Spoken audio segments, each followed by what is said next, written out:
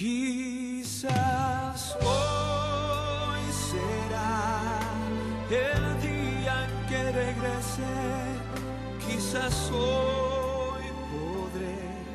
Antes de llegar al capítulo 2 del libro de los Hechos, el Espíritu Santo se derramaba solamente en la gente como reyes, profetas, líderes espirituales, personas seleccionadas temporalmente por Dios para ciertos trabajos. Pero cuando llega el anuncio de este profeta, se vuelve algo más revolucionario de lo que tiene que hacer el Espíritu Santo en la vida. Cuando llegamos al capítulo 2 del libro de los Hechos, entonces nos damos cuenta que después de la resurrección de Jesucristo, los discípulos obedecieron la instrucción que se les dio de esperar la promesa del Padre en aquel aposento alto. En aquella fiesta de Pentecostés se señala entonces algo muy inusual. Dice que vino un estruendo del cielo. La gente comenzó a hablar lenguas como de fuego que se aparecieron en ellos. Todos fueron llenos del Espíritu Santo. La multitud que estaba en esa fiesta, que había venido de diferentes lugares, pensó que estaban borrachos. Y Pedro hace una respuesta a esa situación de confusión que se mira en ese momento para esta gente. Y les dice Pedro: señores, esto no es como ustedes piensan. Esto ya lo dijo un profeta siglos atrás, se llama Joel. Es una profecía de Joel. Pedro habla directamente entonces de esa profecía con esa experiencia que se está teniendo en ese día, allí en ese aposento alto.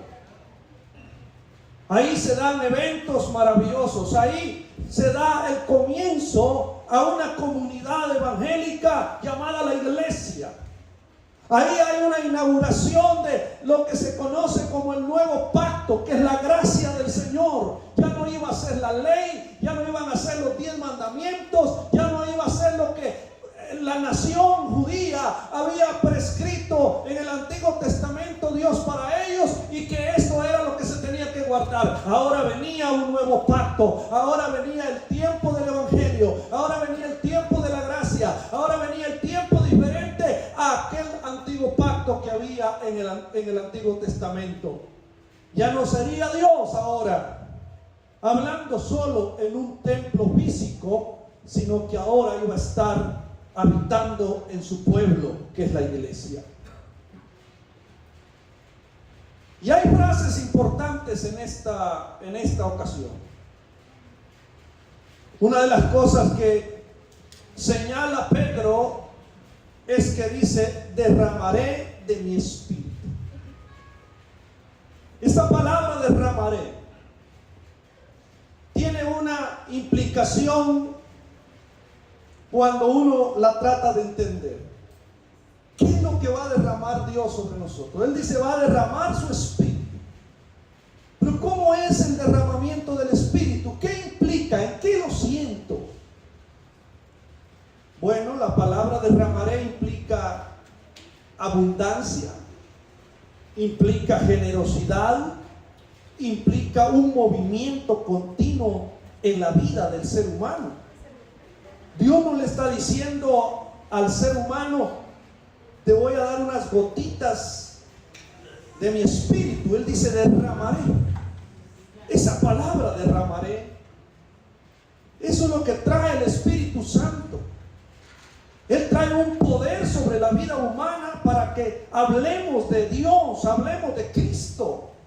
El Espíritu Santo trae una transformación en la vida interna del ser humano. El Espíritu Santo le da una sensibilidad espiritual a las personas. El Espíritu Santo se vuelve una guía, se vuelve una dirección para nosotros en todo momento. El Espíritu Santo hace que sintamos una pasión por Dios. Si no hubiese pasión por el Señor, no estaríamos en esta casa el día de hoy. Pero ese derramar del Espíritu implica, trae el Espíritu Santo todo este mover en la vida humana. Lo más interesante que yo puedo ver en el enfoque de mi texto el día de hoy es que Dios usa a todas las generaciones en este derramamiento. Joel hace una mención de hijos, hijas, jóvenes, ancianos, siervos y siervas. Y esto es lo que viene a revelarnos el Evangelio el día de hoy. Nadie está descartado para Dios. Nadie está descartada para Dios. Los jóvenes tendrán, dice, visión y pasión. Los ancianos, dice, que aportarán sabiduría y experiencia. Los hijos e hijas profetizarán. Esto me habla de un llamado de Dios a la familia. Dios sigue llamando familias completas para su obra. Dios sigue llamando al hombre y a la mujer para su obra. Dios sigue teniendo propósitos grandes para tu vida, mujer que estás aquí. ¿Qué ha puesto Dios en tu casa, mujer? Muchas veces hoy se quiere ver una iglesia moderna. La gente quiere ver una iglesia moderna, pero sin espíritu. Mucha gente quiere ver emoción, pero sin transformación. Pero déjeme decir algo: el verdadero mover del Espíritu viene a producir en una iglesia santidad, amor, arrepentimiento, unidad y poder para seguir evangelizando en este tiempo de crisis en nuestra sociedad. La necesidad de hoy, no solamente, hermanos, es de más información. La gente está hoy llena de información, pero la profecía de Joel sigue teniendo la relevancia el día de hoy. Cuando el Espíritu Santo toca una familia, los hijos no solamente van a sobrevivir, dice Joel, sino que van a profetizar. Dios no solamente quiere traer la llenura sobre un individuo, sino que quiere llenar la casa, quiere llenar la familia, quiere despertar esa generación de hoy, quiere levantar las voces donde antes había cansancio, temor o silencio. Dios quiere tocar esa vida, Dios quiere tocar esa familia. Y hoy hemos venido con esta palabra para entender qué es honrar. ¿Qué es honrar a una mamá? ¿Por qué honramos hoy? ¿Por qué hacemos una honra en medio de esto que estoy diciendo? Déjeme pensar en mis notas. Yo creo que honramos a las mamás porque una mamá carga mucho más de lo que se ve. Si hablamos de responsabilidades, ellas cargan con una serie de responsabilidades, de preocupaciones, de oraciones, de lágrimas, de cansancio, de esperanza. Y cuando Dios habla de generaciones,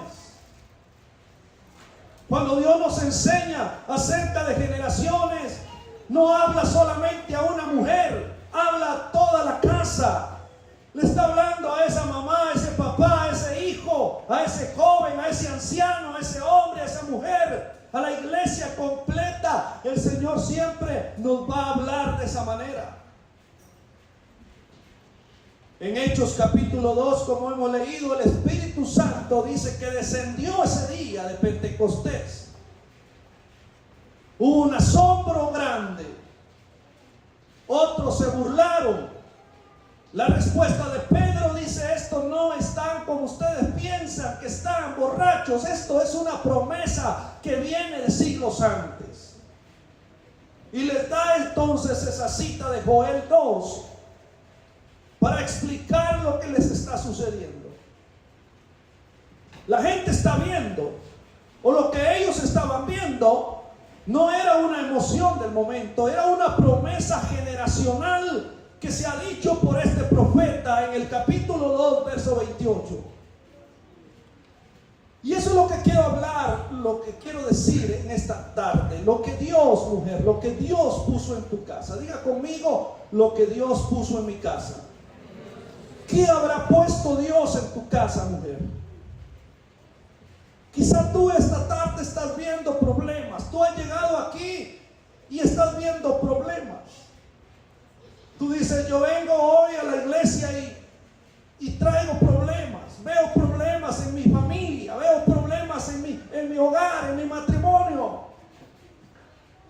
Pero déjeme decir que Dios no ve problemas, Él ve propósito. Tú puedes ver cansancio quizá en tu casa, mujer, pero Dios está viendo semilla que hay en tu casa. Tú puedes estar viendo hijos quizá que están en un proceso difícil, pero Dios está viendo voces que están ahí en una formación. Tú puedes estar viendo una familia imperfecta, pero Dios está viendo una casa donde su espíritu todavía puede derramarse. Aleluya. Dios todavía puede derramarse en una casa que tenga todos estos conflictos. Porque Dios no se ha olvidado de tu casa, mujer.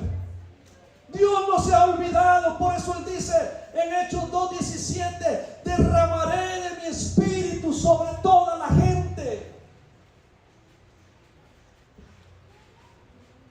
Joel ha profetizado en un contexto de crisis.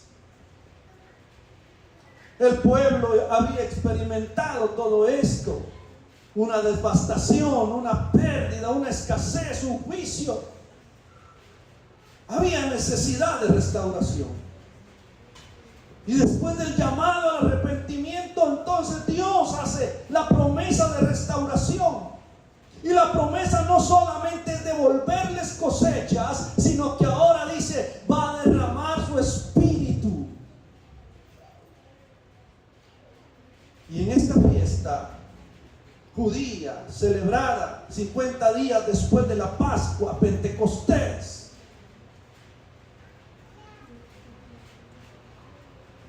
una fiesta relacionada con la cosecha, está asociada en la tradición judía con la entrega de la ley en el Sinaí. Aquellos 10 mandamientos que se dieron allá en Sinaí, cuando Dios descendió sobre un monte.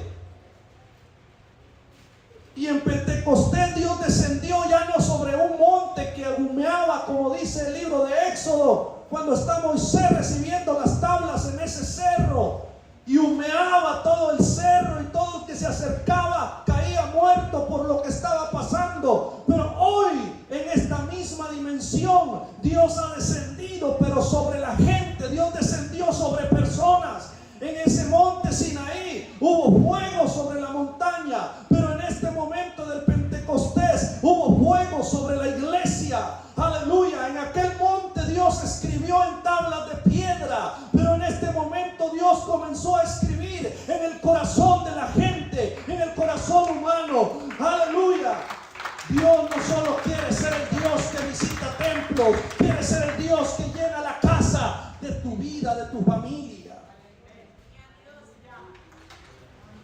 No podemos entonces pedir que Dios se mueva en la iglesia y no pedir que se mueva en nuestra casa.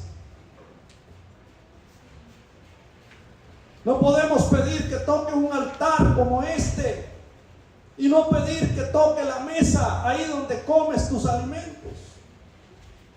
No podemos pedir que llene este santuario y no pedir que llene nuestras conversaciones, nuestras relaciones, nuestras decisiones ahí en la sala de nuestra casa.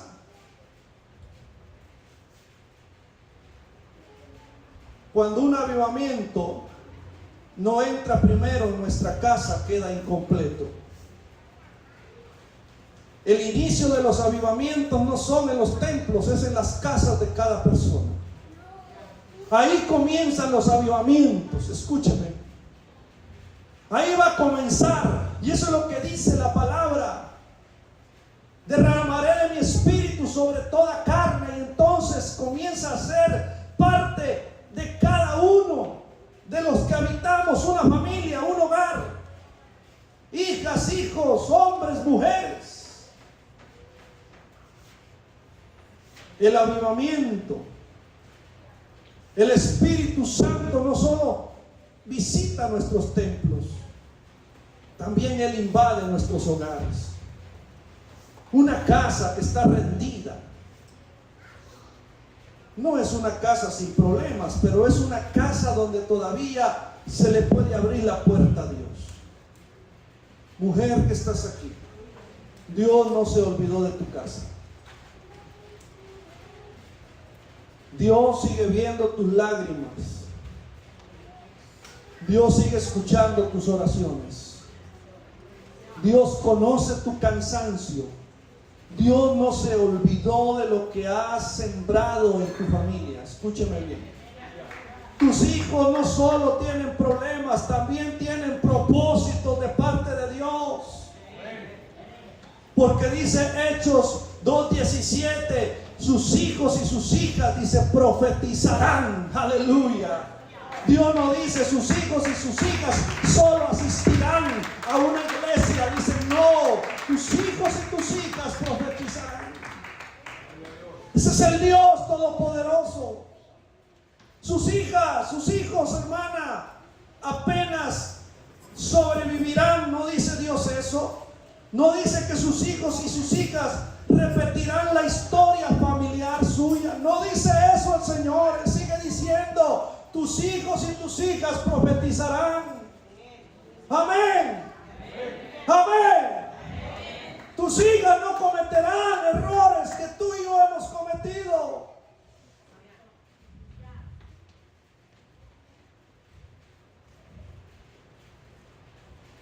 Usted no le ande diciendo a su hija, hermana, apúrate, ya, dame un nieto.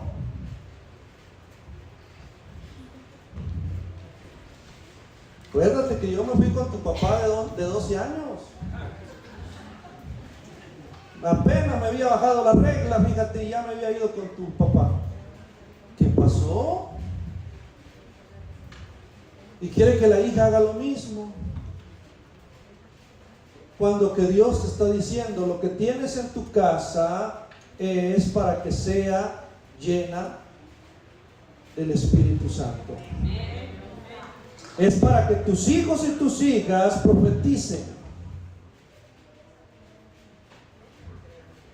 Porque Dios no está reduciendo a una generación a su proceso. La está llamando desde su propósito. Como padres muchas veces vemos en los hijos carácter, inmadurez, distracción, rebeldía, falta de interés, errores, los que todavía no son. Así vemos nuestros hijos a veces. Así está mirando la mamá o el papá a los hijos. Pero Dios dice, yo veo propósito, yo veo voz, yo veo llamado en tus hijos. Yo veo futuro, te dice Dios hoy. Yo veo semilla, yo veo un potencial espiritual. ¿Qué potencial tan grande podemos ver, hermano, nuestros hijos cuando sirven a Dios? Pero a veces solo estamos viendo problemas nosotros en los hijos.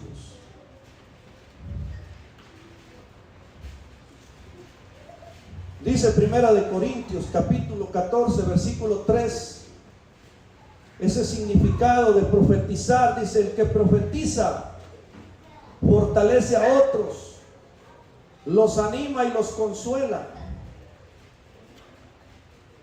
Hermano, profetizar no es reducirlo solamente a predecir el futuro, como se piensa. En el Nuevo Testamento, profetizar implica edificar, fortalecer, exhortar, animar, consolar, hablar desde la perspectiva de Dios, hablar vida y verdad. Dios quiere levantar una generación que no solamente va a repetir, sino lo que vio, hermanos, en redes, o lo que vio en heridas familiares. No, Dios no va a levantar una generación donde vio patrones de pecado, ansiedad, temor, confusión, rechazo. Dios quiere una generación que hable vida, verdad, esperanza, dirección, propósito, fe. Cambiémosle el chip en nuestros hogares a la familia. Cámbiale el chip a los hijos. Dios quiere una generación que hable diferente. Porque el diablo, hermano, el enemigo, ¿qué es lo que quiere? El diablo quiere que tus hijos repitan heridas. Pero Dios quiere que anuncie un futuro. Dios no niega el proceso de nuestra vida, pero tampoco reduce a nuestros hijos a su proceso. Los hijos no solamente tienen problemas, también tienen propósito.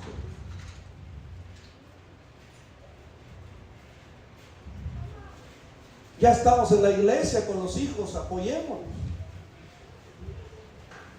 Apoye.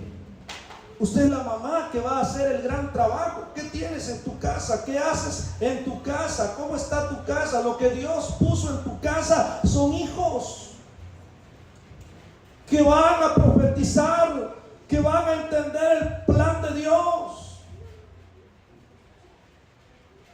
En segunda carta a Timoteo, en el capítulo 1, versículo 5, hay un ejemplo bíblico que hemos leído muchas veces y es el de Loida, es el de Eunice y ese muchacho llamado Timoteo. ¿Quién no ha oído de Timoteo? ¿Y quién no ha oído de quién era la abuela y quién era la mamá? Y que Pablo elogia algo grande en la vida de Timoteo y es la fe. Pero la fe de Timoteo no apareció de la nada. Pablo reconoce una línea espiritual para que este muchacho tuviera la fe que tenía, y es lo que le dice Pablo, que esa fe que hoy él repite o tiene en su vida creciendo es una fe que en la línea espiritual le dice, habitó primero en tu abuela Loida y luego también en tu madre Eunice. Timoteo es un hijo espiritual de Pablo, pero no escribieron cartas apostólicas estas mujeres. No ocuparon una plataforma famosa, pero ¿sabe qué? Fueron mujeres que formaron a alguien importante para la expansión del evangelio. La influencia espiritual no siempre comienza en una plataforma, muchas veces comienza en la casa tuya. Los pastores o predicadores o evangelistas o maestros o músicos o cantantes o adoradores en los altares, en la expansión del evangelio, no comenzaron en los altares, han comenzado en la casa de usted. Comenzó en su casa, ahí en su hogar, ahí es donde debe de seguir esa expansión, ahí debe de estar la formación. ¿Qué ha puesto Dios? ¿Qué puso Dios en tu casa, mujer? Puso hijos para que tú los ayudes y los lleves hacia ese proceso de un derramamiento del Espíritu.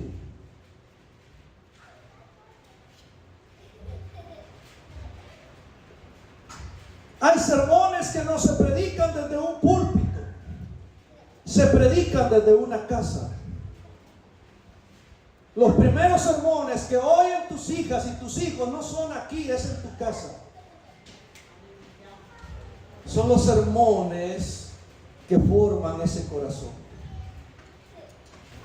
Porque la semilla espiritual no siempre brota al ritmo que a veces un papá o una mamá quiere. Pero Pero eso no significa que esté muerta esa semilla. Yo te digo esta tarde, siga orando, siga sembrando, siga hablando vida, siga creyendo. No mida su influencia solo por esos resultados inmediatos que pueda haber. No declare muerte sobre lo que Dios todavía puede despertar.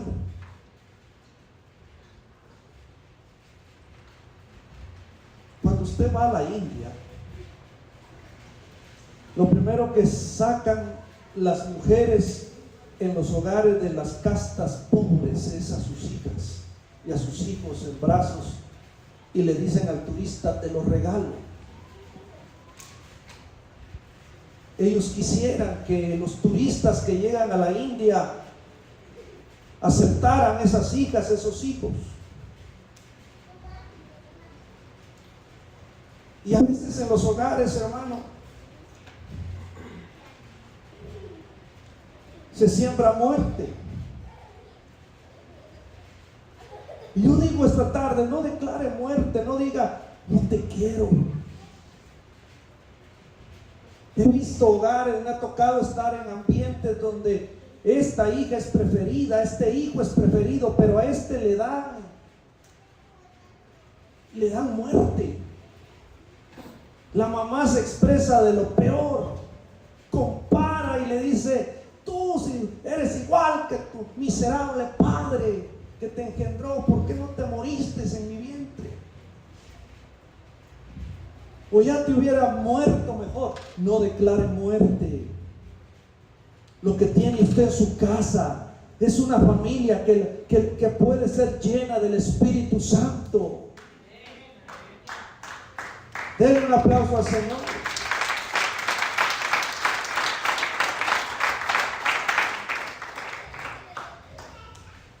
Ahora,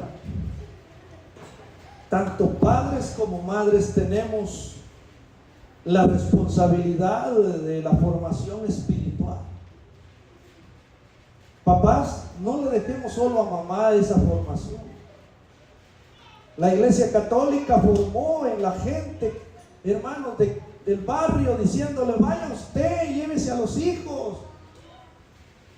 Y el hombre macho siempre en la casa con sus cervezotas. Y mandó a la misa a la mamá y a los hijos: vayan ustedes, aquí los espero. Y cuando llegaban, ¿verdad?, ya llevaba muchos seises de cerveza ahí. Y cuando vienen al evangelio, estas familias vuelven a querer repetir ese patrón, y como que la formación espiritual: dile tú que ore, dile tú que lea la Biblia, dile tú que vayan a la iglesia. El hombre siempre dejándole la formación, hermanos, de un 80% a la esposa, a la mamá. No, hermanos, todos somos responsables de delegar formación espiritual. Tu voz importa, tu presencia importa, tu oración importa, tu ejemplo importa, tu arrepentimiento importa, tu bendición importa. No tienes que ser perfecto, pero sí presente en el momento de formar a los hijos. No criemos hijos solo para que tengan éxito. Fórmelos para que tengan también una voz espiritual. Que a veces nos preocupamos tanto por la carrera universitaria, por ellos, pero la vida espiritual no importa que no tengan, y eso no está bien. Dice Hechos 2:17: sus jóvenes tendrán visiones y sus ancianos tendrán sueños. Derramaré mi espíritu aún sobre mis siervos, hombres y mujeres por igual, y profetizarán. Mire, este derramamiento del espíritu incluye pues a sus hijos, a sus hijas, a sus jóvenes, a sus ancianos, a siervas, siervos, hombres y mujeres. El Espíritu Santo no excluye voces, las despierta. Dice jóvenes y ancianos, Jóvenes tendrán visiones, dirección, futuro, claridad, propósito, movimiento. Los ancianos, dice, tendrán sueños, habrá esperanza, una fe renovada, expectativa, legado, perseverancia. Todo hogar necesita jóvenes con una visión. Todo hogar necesita adultos con sueños. Una casa donde los jóvenes no tienen visión se pierde. Una casa donde los adultos dejaron de soñar se apaga. Hay madres que dejaron de soñar por cansancio. Hay padres que dejaron de soñar por decepción. Hay abuelos que piensan que ya no les toca a ellos nada de esto. Hay jóvenes que ya viven resignados a vivir en la desgracia. Pero una generación con visión va a necesitar adultos que todavía sueñen con Dios. El Espíritu puede devolver esa expectativa donde la vida, hermanos, ha dejado resignación. Antes de que digamos como una oración como esta: Señor, cambia mi casa, ¿por qué no orar esta tarde y decir: Señor, lléname a mí? Señor, sana mi corazón. Señor, despierta mi fe. Señor, devuélveme visión. Señor, enséñame a hablar vida. Señor, hazme una influencia espiritual en mi casa. Y muchas veces Dios lo quiere hacer y lo empieza contigo en tu casa. Y con lo que Dios quiere empezar es sanarte a ti, mujer. Hombres y mujeres, dice el verso 18, derramaré mi espíritu aún sobre siervos, hombres y mujeres por igual, y profetizarán.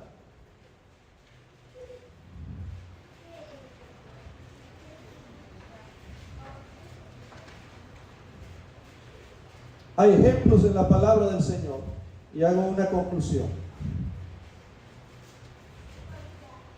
Hay ejemplos en Hechos. En el capítulo 21, verso 8, hay un ejemplo bíblico de unas muchachas que se conocen como las hijas de Felipe.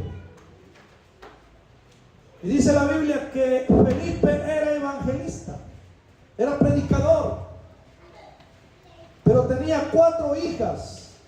Qué interesante lo que dice la Biblia. Y estas 4 hijas, dice, profetizaban.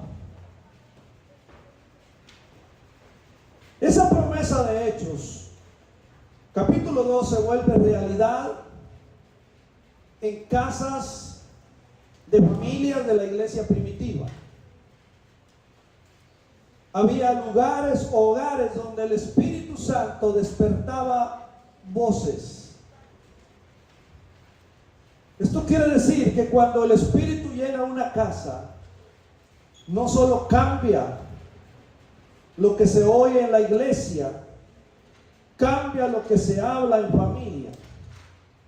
Una mamá llena del Espíritu puede cambiar la atmósfera de una casa cuando bendice a sus hijos, cuando ora por ellos, no los define por su error, habla vida en medio del caos, declara: en esta casa todavía creemos en Dios. Amén.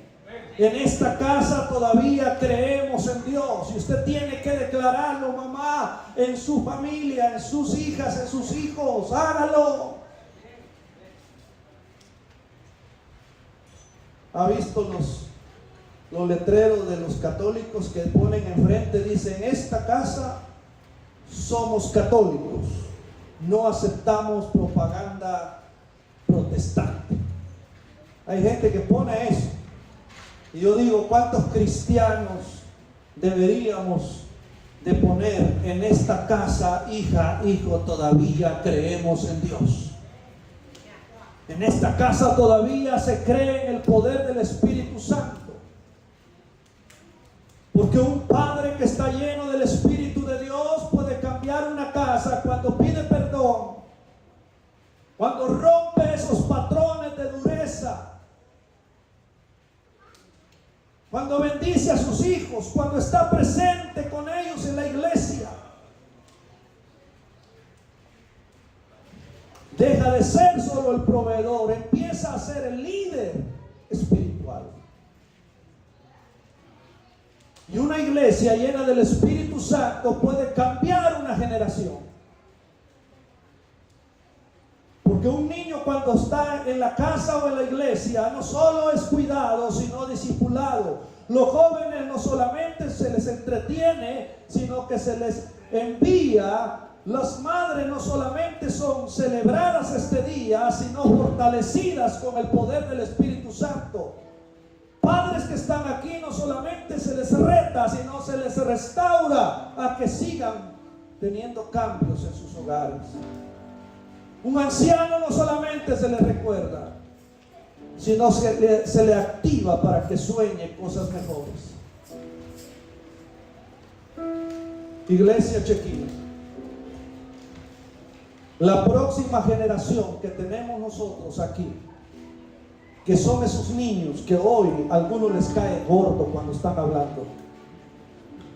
La próxima generación de estos niños que son ellos no se forma con discursos bonitos.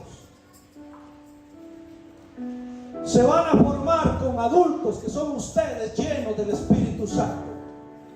Ellos se van a formar, se van a discipular por maestras y maestros que estarán aquí, por mamás y papás que están aquí hoy, llenos del Espíritu Santo. Y que el primer discurso, el primer sermón lo van a oír en su casa, no en este púlpito.